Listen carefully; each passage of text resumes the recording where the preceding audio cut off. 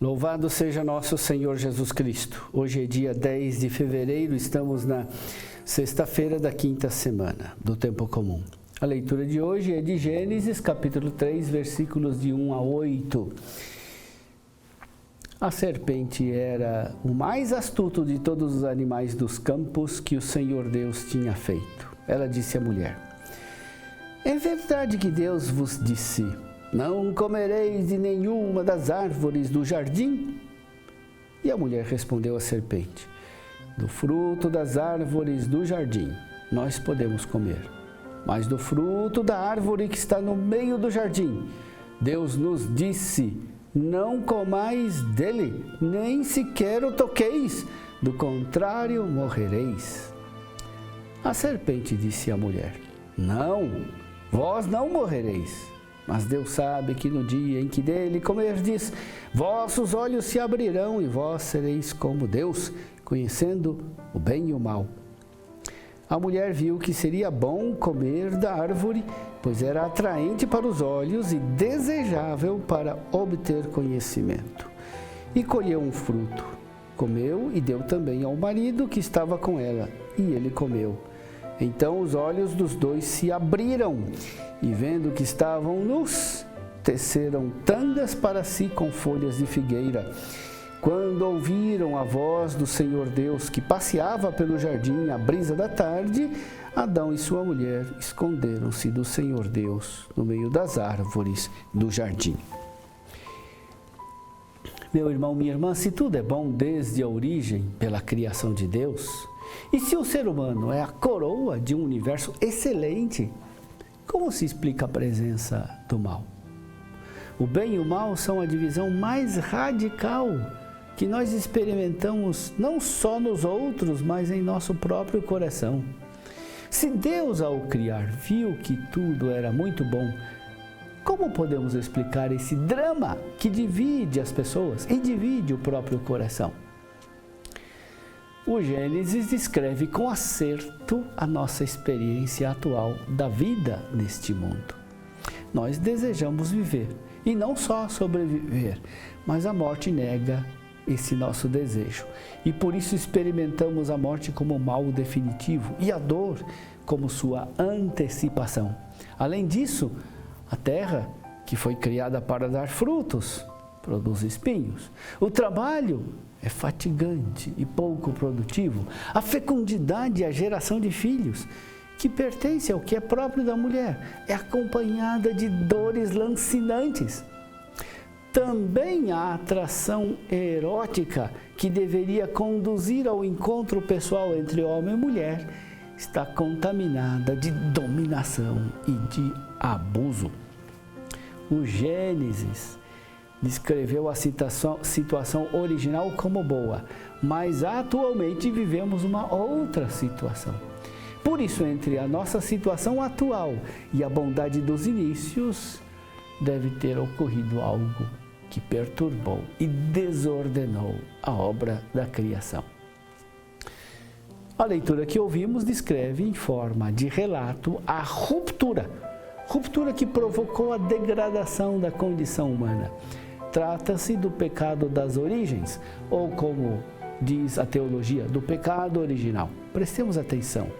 A forma de relato pode nos levar a pensar que o pecado, conforme descrito no Gênesis, tem acontecido somente uma vez em um passado distante. Mas o que o Gênesis nos ensina é que o relato que o que é relatado como um fato do passado, na verdade, continua acontecendo hoje. Vejamos juntos.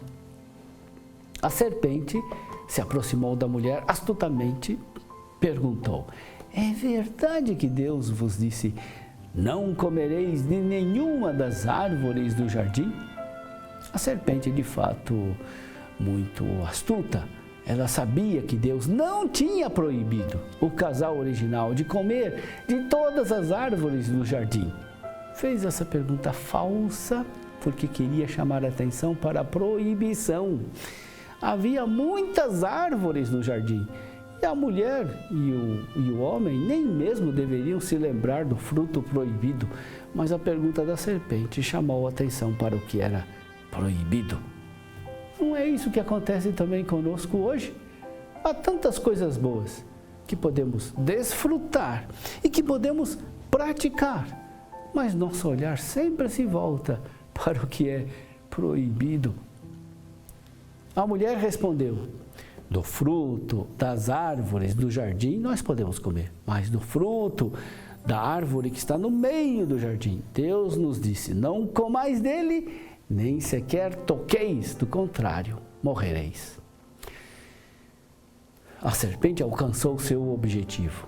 Não só chamou a atenção para o que era proibido, mas fazendo isso provocou na mulher e no homem a insegurança. De fato, Deus não tinha proibido de tocar, somente de comer. Exagerando a proibição, a mulher mostra que sua vontade já fraqueja e por isso necessita de cercar o proibido de proibições maiores. Essa também é a nossa situação. Muitas proibições não foram impostas por Deus, mas foram criadas e acumuladas por nós, exatamente porque nossa vontade não está firmemente ancorada na vontade de Deus. Precisamos multiplicar as proibições, mas isso não garante a nossa obediência a Deus, se não aderirmos de todo o coração à vontade de Deus. A serpente lança então um ataque final. Deus sabe que no dia em que dele comerdes, vossos olhos se abrirão e vós sereis como Deus, conhecendo o bem e o mal. O que a serpente disse é o seguinte: Deus proibiu de comer do fruto, não por uma intenção de amor, mas porque Ele não deseja que o ser humano cresça e conheça tanto o bem quanto o mal.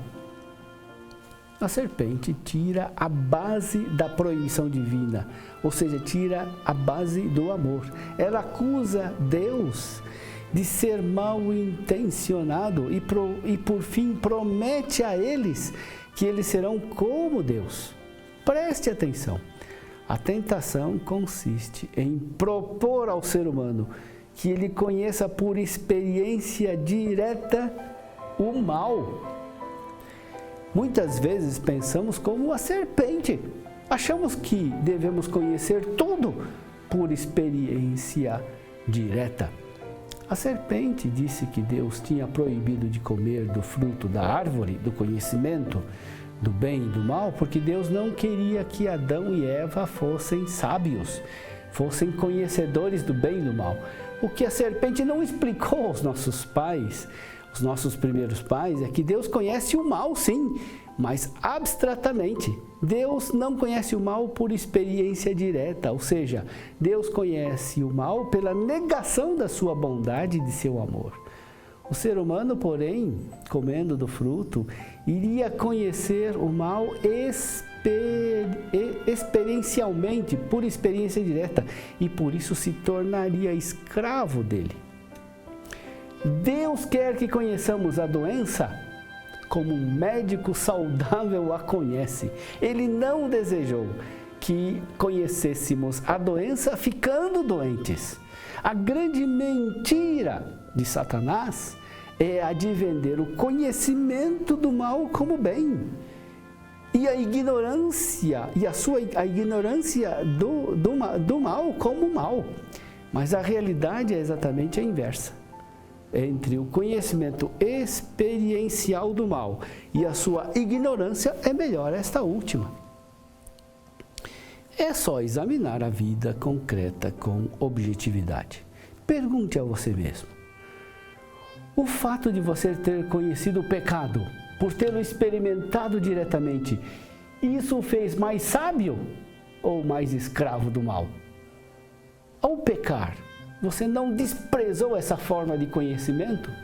Não se sentiu mais infeliz por tê-lo experimentado? Quantas pessoas já disseram a você: eu queria nunca ter experimentado a droga, a bebida alcoólica? Arrependo-me do primeiro real que roubei. Essas pessoas seriam realmente mais sábias se tivessem sido ignorantes do pecado. É uma grande mentira achar que para conhecer a vida se deva experimentar o mal. Por acaso um doutor é mais sábio porque está infectado pela doença que ele deveria curar? Outra grande mentira é a de que as pessoas inocentes não sabem o que é a tentação. Os inocentes, porém, conhecem mais sobre a força da tentação do que aqueles que caem nela. Como se conhece a força da correnteza de um rio? Nadando a favor ou contra a corrente? Os que se deixam levar pela tentação se desculpam dizendo que a tentação é muito forte. No entanto, quem melhor conheceu a força da tentação foi Jesus, porque venceu a tentação. Ninguém melhor do que ele conhece a força da tentação, exatamente porque não cedeu a ela. Depois do pecado, Adão e Eva tiveram sim seus olhos abertos. Mas em vez de experimentar a sabedoria, perceberam que estavam nus. A nudez é a experiência do estado de indigência, o pecado e escravidão. Por isso, eles se escondem de Deus. Uma última pergunta devemos nos fazer. É verdade que Deus não quer que sejamos como Deus? O mistério da encarnação nos mostra que o desejo mais verdadeiro e ardente de Deus é que nós sejamos como Ele. Então, onde está a diferença entre a vontade de Deus e a vontade da serpente? A diferença consiste no fato de que Deus deseja que sejamos Deus em comunhão de amor com Deus. A serpente deseja que sejamos Deus sem Deus e contra Deus.